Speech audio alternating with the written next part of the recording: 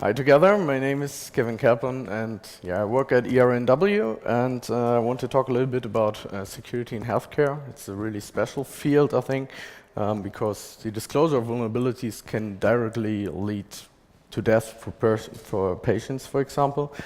And patching these devices can also be difficult. So if you think about an implanted device, it's not that easy to patch that. I want to show you a case of the MRI, the experience which we made there and what went wrong there.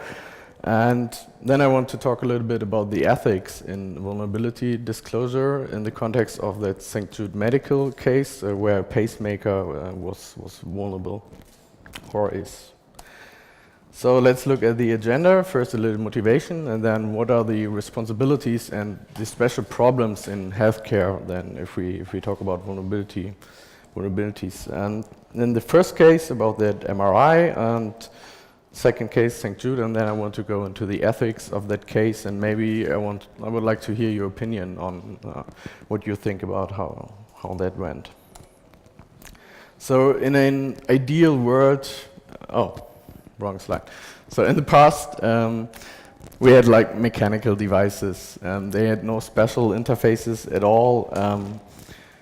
The maximum you would connect to some device in a hospital maybe was a printer or something. And so the attack surface and complexity was really minor.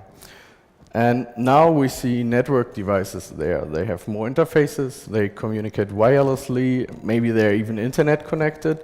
And so they have extended features, for example, like remote monitoring, and they're higher complexity there, and the attack surface for sure is much greater.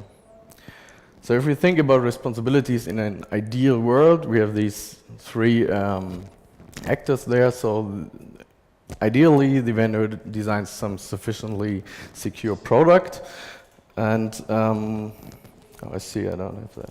Okay, whatever. But often in healthcare, they are like back in the 90s, so safety is more the big issue there. They didn't think about security. And then hopefully, if there is some vulnerability, they would have some process for disclosure.